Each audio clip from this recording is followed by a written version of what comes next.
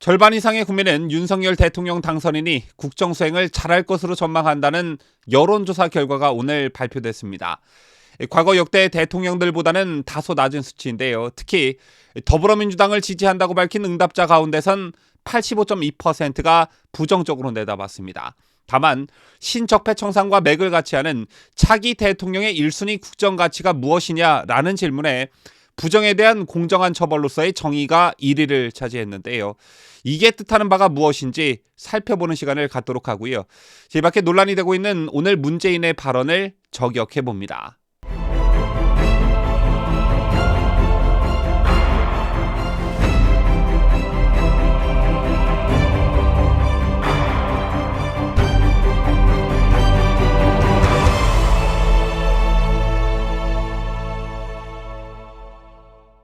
시청자 여러분 안녕하십니까? 뉴스데일리 베스트 민앵커입니다. 아마 대선이 국민의힘 윤석열 후보의 승리로 끝나고 공표된 첫 여론조사가 아닐까 싶은데 절반 이상의 국민들은 윤석열 대통령 당선인이 국정수행을 잘할 것으로 전망된다는 여론조사 결과가 오늘 나왔습니다. 리얼미터가 미디어 헤럴드의 의뢰로 지난 10일부터 11일까지 즉 개표 다음 날과 다다음 날 전국 18세 이상 1018명을 대상으로 조사한 결과 응답자 52.7%가 윤 당선인의 국정수행 전망을 잘할 것이라고 답했습니다. 이 같은 수치는 매우 잘할 것 35.2%, 약간 잘할 것 17.6%를 더한 수치인데요. 반면 응답자 41.2%는 윤 당선인이 국정수행을 잘하지 못할 것이라고 답했습니다. 별로 잘하지 못할 것이다 라는 응답이 12.2%였고 29%는 전혀 잘하지 못할 것이라고 응답했습니다. 또 이를 세부적으로 보면 더불어민주당을 지지한다고 밝힌 응답자 가운데선 8.7%만이 국정수행 전망을 잘할 것이라고 답했고 85.2%는 부정적으로 내다봤습니다. 반면 국민의힘 지지자는 88.7%가 윤 당선인 국정수행을 긍정적으로 내다봤고 6.4%는 잘 못할 것이라고 답했습니다. 리얼미터가 과거 역대 대통령 단성 직후 조사했던 국정수행 전망을 보면 잘할 것이라는 답변은 이명박 전 대통령 79.3%, 박근혜 전 대통령 64.4%, 문재인 74.8% 등을 기록했는데 이에 비해 윤석열 당선인은 52.7%로 과거 역대 대통령들보다는 낮은 수치입니다. 하지만 윤석열 당선인이 국정수행을 잘할 것이다 라고 응답한 비율 52.7%는 대선 당시 윤석열 후보가 실제 얻은 48.56%보다 많은 수치입니다. 또 윤석열 후보가 국정수행을 잘 못할 것이다 라고 본 41.2%의 수치는 이재명 후보가 실제로 얻은 47.83%보다 낮은 수치입니다. 이 여론조사가 맞다면 이재명을 찍은 약 5에서 6%의 국민들이 향후 윤석열 당선인의 국정수행을 기대하고 있는 쪽으로 마음이 바뀌었다 이렇게 볼 수 있는데 다만 이 여론조사가 실시된 날짜가 개표 직후에 실시됐다는 점에 비춰볼 때 며칠 전 나온 광화문 집무실 시대 추진 오늘 나온 민정수석실 폐지 등과 같은 개혁 드라이브에 대한 민심은 여론조사에 반영이 안 됐다 이렇게 볼 수가 있습니다. 해당 여론조사에서 또 눈에 띄는 대목, 눈여겨볼 대목이 있는데요. 이번 여론조사에선 차기 대통령의 1순위 국정가치로 부정에 대한 공정한 처벌로서의 정의를 꼽는 응답자가 가장 많았다는 점입니다. 이어 지역과 계층 간의 화합, 민주주의적 소통, 소외된 사람에 대한 배려로서의 형평순이었습니다. 1순위로 추진해야 하는 개혁과제 중 어느 것이 가장 중요한가를 물었을 땐 정치개혁을 꼽은 응답자가 가장 많았는데 특히 향후에도 정치보복이 지속될 것으로 내다보는지를 물었을 때는 55.9%가 그렇다, 30.8%가 그렇지 않다는 태도를 보였습니다.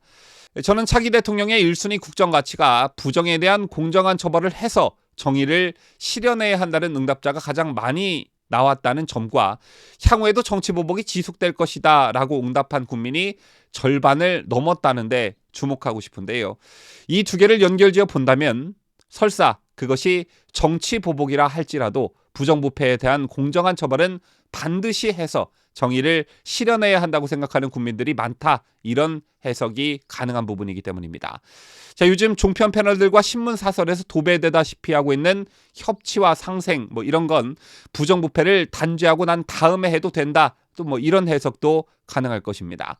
자, 그만큼 문재인 정권 지난 5년간 쌓인 적폐를 청산하는 게 급선무다라고 보는 국민들이 생각보다 많다라는 것인데 그 중심에 문재인이 있죠.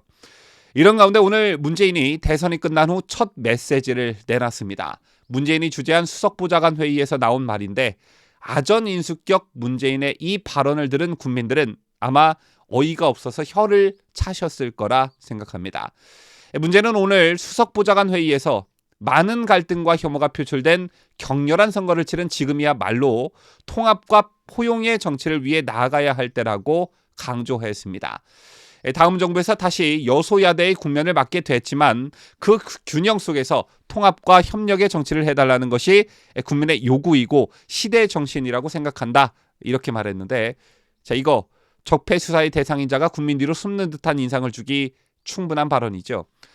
또 문제는 이번 대선에 대해 사상 유례가 없이 치열한 경쟁 속에 갈등이 많았던 선거였고 역대 가장 적은 표차로 당락이 결정됐다며 선거의 과정이나 결과에 각자 많은 아쉬움이 있을 수 있지만 선거가 끝난 이후의 대한민국은 다시 하나다.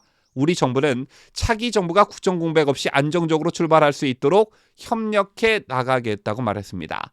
그러면서 문재인은 우리 정치와 사회는 늘 갈등이 많고 시끄러웠던 것 같아도 그것이 현실에 안주하지 않고 앞으로 나아가는 동력이 되어왔다. 어려울 때마다 단합하며 힘을 모아준 국민의 통합 역량 덕분이었다며 많은 갈등과 혐오가 표출된 격렬한 선거를 치른 지금이야말로 통합과 포용의 정치를 위해 나아가야 할 때라고 믿는다. 이렇게 말했습니다. 제가 좀 전에 아전인수격 발언이란 표현을 썼는데 어떻습니까, 여러분? 아전인수가 맞죠? 자, 먼저 이번 대선을 문재인은 많은 갈등과 혐오가 표출된 격렬한 선거라고 평가했습니다. 그런데 이게 아니었죠. 자, 이번 대선은 처음으로 우파 정권 10년, 좌파 정권 10년, 이른바 10년 주기설이 무너지고 5년 만에 정권 교체가 이루어졌습니다. 거기엔 문재인 정권의 폭주, 이념적 독선, 그리고 국민 갈라치기에 대한 국민의 엄중한 심판이 있었던 것이고 이대로 좌파 정권이 5년 더 연장됐다간 나라가 절단날지도 모른다는 어떤 절박감이 있었습니다. 때문에 기울어진 운동장으로 표현되는 편향적 선거 환경 속에서도 정권 교체가 가능했던 것입니다. 또 이날 문제는 굳이 강조하지 않아도 될 여소야대의 국면을 맞게 됐다. 역대 가장 적은 표차로 당락이 결정됐다라는 표현을 쓰면서 새롭게 출범할 윤석열 정부의 정당성을 훼손하는 발언을 서슴지 않았습니다. 그렇다면 보수가 괴멸되다시피 한 지난 대선에서 40% 득표율을 갱신히 넘긴 문재인 자신은 어떻게 되는 건지 모르겠습니다.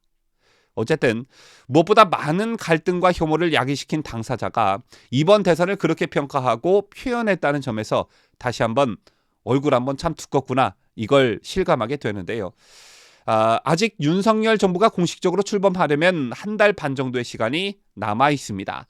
이 기간 동안 인수위를 통해 문재인 정부와 차별화되는 모습을 보여주고 윤석열 당선인이 강조한 공정과 상식 그리고 법치가 바로 서는 행보를 이어간다면 이른바 문재인 심판 여론은 더욱더 거세지고 늘어날 것이라고 보는데요.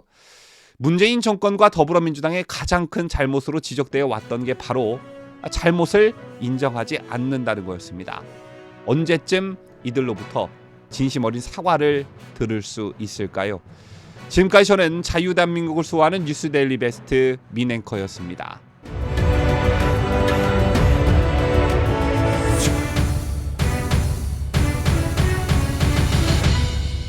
함께해요. 뉴스데일리 베스트.